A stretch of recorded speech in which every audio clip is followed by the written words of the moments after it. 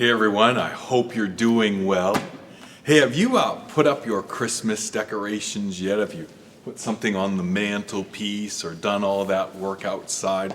I know I haven't yet, but I know my sons can't wait to decorate things for Christmas. You know, there's a lot of things that happen during this season that we're waiting from Thanksgiving to Christmas. Now, in the church, we call this season the season of Advent. A season where we wait with expectancy for the Messiah by looking back in the Old Testament to readings of people who waited before and also looking forward to waiting for his return.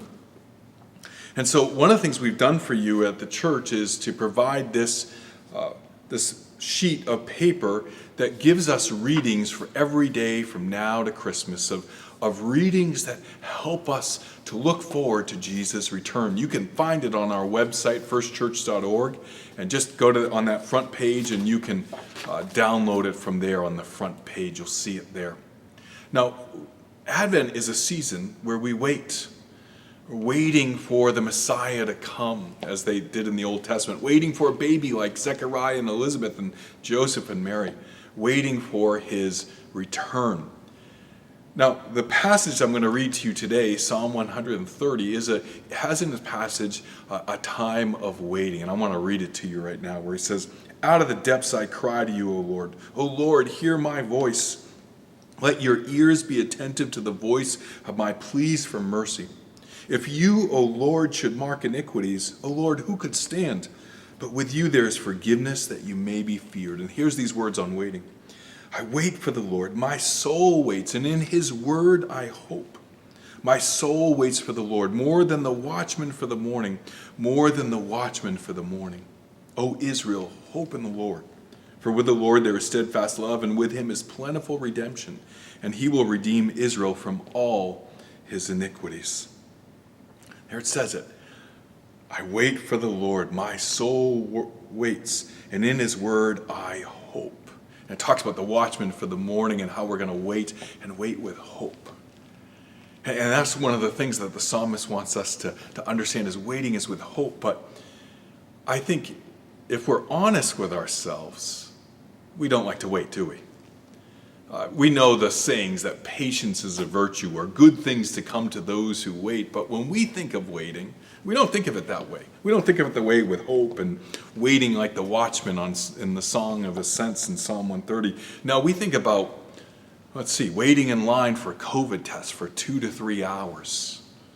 Going to the mall and waiting in line during all the Christmas shopping, or going to the DMV, or waiting for the COVID test to come back. I mean, all this waiting, and doesn't seem fun, it doesn't seem hopeful, it doesn't seem like what we want to do.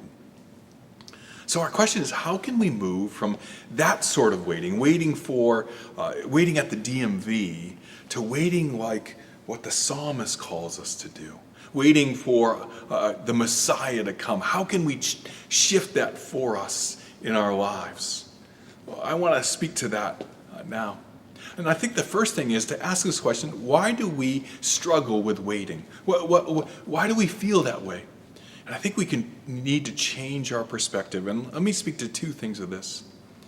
You know, when I think about waiting in line at the mall to pay at the cash register, it seems pointless, doesn't it?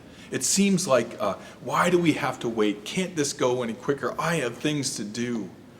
It's like waiting in traffic. There's no purpose to it. But when we're looking at the waiting here, it's waiting with expectancy. It's waiting with hope. It's waiting like Mary and Joseph waiting for the baby. Why can they be expectant? Why can they have hope? Because the baby's coming. And so we need to shift our perspective to move from pointless, purposeless waiting to waiting with expectancy, because something's coming at the end. The psalmist in Psalm 27, David gets to this in Psalm 27:13, where he says, "I would have despaired if I believed that I would not see the goodness of the Lord in the land of the living." It says, wait for the Lord. Be strong and let your heart take courage. Wait for the Lord. In other words, he says, I would have despaired if I didn't believe that you were going to answer, if there wasn't going to be hope on the horizon, if there wasn't going to be the joy there. And Every time when God asks us to wait, he doesn't ask us to wait because it's pointless, but because he has something there for us. And so we wait with expectancy. We wait with joy. We wait with hope. So we need to shift our perspective from being purposeless, but to be purposeful, because God has something in store for us. The other reason that helps us to change our perspective is to recognize that we live in a day and age where we can get everything in our fingertips, right? If we want some food, we can put it in the microwave for 30 seconds or whatever long it takes. If we want some information, we can go right online and get that information. If we want to call someone, we can reach out to their cell phone and get them wherever they want. We're so used to getting everything ourselves right away. And that makes us begin to think that those things that we can get right away are better for us. But there's some things that are not better for us that we can get right away.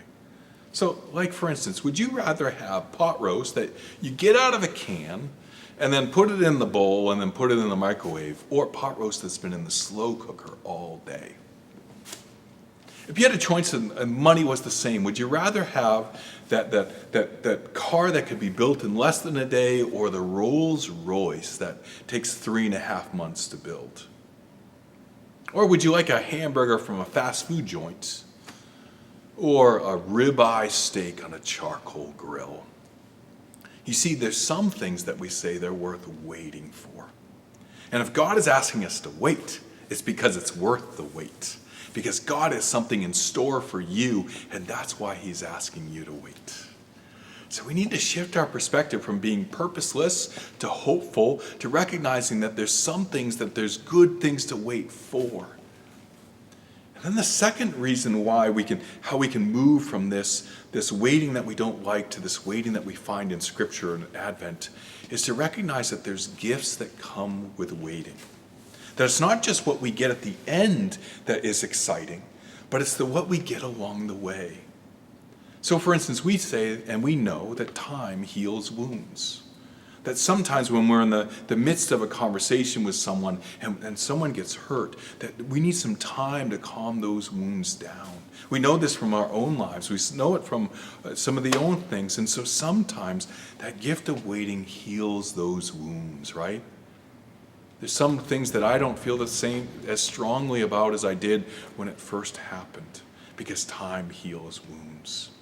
But also, it is in waiting that we develop some character traits that are godly character traits, like perseverance, like patience, and gratitude.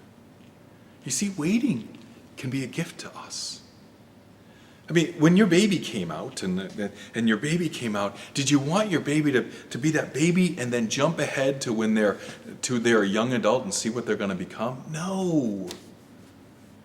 I mean, there's always what we want to see what they're going to become, but we love the journey along the way, the joy of watching them grow and develop. And so there's a gift when we wait. Sometimes we don't see it, but there's always a gift when we wait. So here's the thing that we learn at Advent. God is going to ask you to wait. But it's not waiting that's a bad thing. It's a waiting with expectancy, with hope, because God has got something good for you in store. But it's also waiting with that along the journey there's going to be some gifts that are there. That as we wait for the Messiah, we're going to long for him, we're going to hope in him, we're going to be more excited about what he has to come because he's going to do his work in us. So enjoy the journey. Enjoy the journey that God has for you in waiting. It's not pointless, it's hopeful, because our Messiah will return and he'll take us home.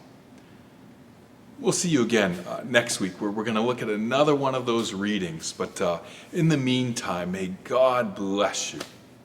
Have a great week, everyone.